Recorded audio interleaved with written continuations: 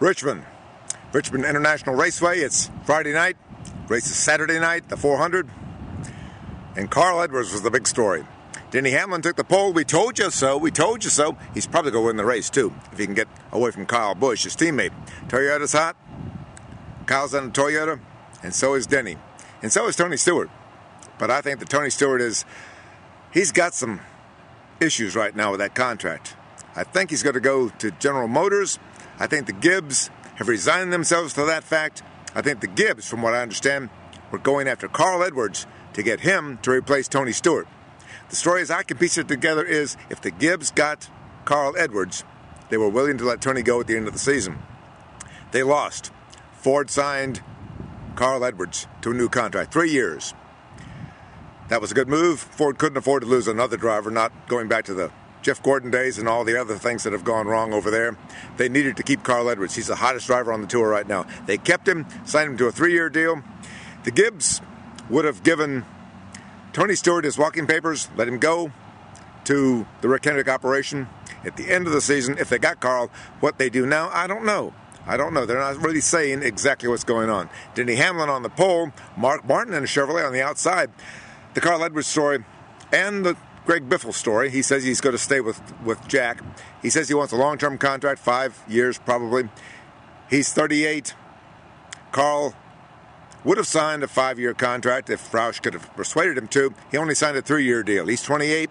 He wants some more room to maneuver in 3 years. The two stories, Biffle and Carl Edwards, the two best stories for Ford today. They didn't qualify well. They didn't run well. The car tomorrow is not really working that well here. The track was very temperature sensitive. It's nice and warm today, 80 degrees, perfect weather for racing. They're going to have one heck of a crowd tomorrow night. It's going to be a good crowd, I think. Going to be a good race, too. I was talking to Jack today, and he was so giddy about keeping Carl and keeping Greg Biffle that he was beside himself. But Denny Hamlin, Toyota, they're hot. They're hot. What happens in the 400? I'm not sure. I think there are going to be a lot of cautions. I was throwing my idea around, the one I mentioned yesterday, about give a point per lap led. Richard Childress likes it. Jack Roush likes it. A couple of guys like it. A couple of guys like Greg Zipadelli said, no, it wouldn't work. NASCAR would never go for it. NASCAR might not go for it, but it would certainly make a lot of difference in some of the races, especially at Talladega, especially at Daytona. We'll have to see if NASCAR even pays attention to that possibility. Richmond International Raceway, good track, beautiful track. This is the kind of classic 21st century track that NASCAR needs more of. They need one of these things in New York City. They need one of these things in Seattle. They need one of these things near Denver, even though it's snowing somewhere out there right now. This is probably not the best time of year to be out there in the Midwest.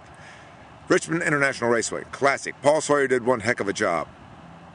I think other tracks can look at that and see what they need to do to improve things. That's the story.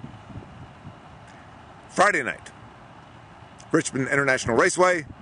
Mike Mulhern for the Winston-Salem Journal and JournalNow.com.